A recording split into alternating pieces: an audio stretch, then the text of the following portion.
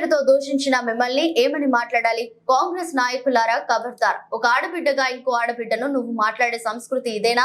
ఇంత నిజంగా మాట్లాడటం నీకు పద్ధతి అంటూ సిద్దిపేట జిల్లా దుబాక మండల కేంద్రంలోని స్థానిక కేపీఆర్ పార్టీ కార్యాలయంలో బీఆర్ఎస్ పార్టీ నాయకులు, కౌన్సిలర్లు సమావేశం ఏర్పాటు చేసుకుని మహిళా నాయకురాలు అయిన కత్తి కార్తికపై కాంగ్రెస్ మహిళా అధ్యక్షురాలు మాట్లాడిన తీరు పట్ల ఆగ్రహం వ్యక్తం చేస్తూ కులాలను ఇందులోకి లాగడం ఎంతవరకు సమంజసమని, వ్యక్తిగత దూషణలు చేయటం మానుకోవాలని, రాజ్యాంగంలో ఎవరైనా ఎక్కడి నుంచైనా పోటీ చేయొచ్చని తెలుసుకోవాలని వారు ఉన్నారు. అవగాహన లేని వ్యక్తులు నీ పరువు మీరే తీసుకుంటున్నారని వారు ఉన్నారు. వెండి బహిరంగంగా కార్తికకు క్షమాపణ చెప్పాలని డిమాండ్ చేశారు. బీఆర్ఎస్ నాయకులు పల్లె రామస్వామి గౌడ్, ఆశా స్వామి, ఇందుల శ్రీనివాస్, ఆశా యాదగిరి, అబ్దుల్లా, రాజలింగం గౌడ్, బత్తుల స్వామి, కనకరాజ్, రాజిరెడ్డి, వేముల మల్లేశం గౌడ్ తదితరులు పాల్గొన్నారు.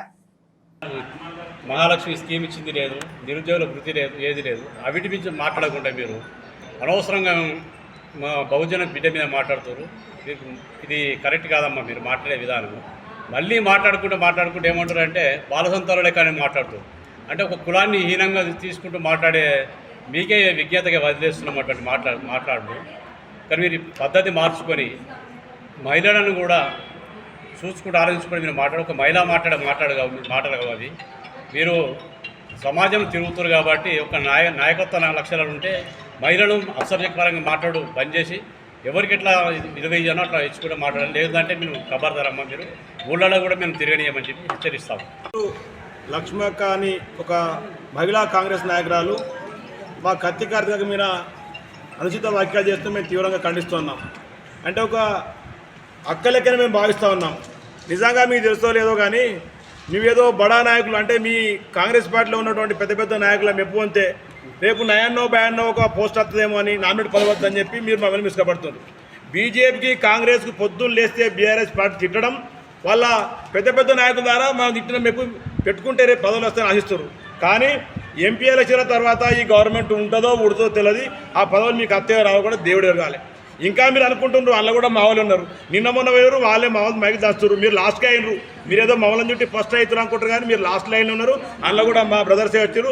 సరే నేను ఏమంటున్నా అంటే అందులో మా వాళ్ళకి వేస్తే పదవులు మీరు ఆశపడకుంటే అది కాదు, అది చెప్పేది కాదు, పోయేది కాదు. ఒకటి ఏమంటున్నావు, కత్తి కార్తిక మీకు గుర్తులేదు, ఆమె గడ్డి వింటుందా, 6 అడుగుల బుల్లెట్. మేము మా నాయకులు పొగిడితే నీకేమవుతుంది? సరే మీ రేవంత్ రెడ్డి గారే మాట్లాడినరు మా నాయకుని మీద కొంగలేకున్నావు అని ఎన్నెన్నో వాక్యాలు మాట్లాడింది. మరి అప్పుడే నువ్వేం తిన్నావాక గుర్తుపెట్టుకోవాలి. మీరు ఫస్ట్ అంటేనే కదా అప్పుడు అన్నప్పుడు ఒక రకంగా ఉండి ఇప్పుడు ఒక రకం కాదు. కత్తి కార్తిక అంటే ఆమె పేర్లనే కత్తిని గుర్తుపెట్టుకోండి. మేము తెగాస్తే మీరు అసలు ఉండలేరు.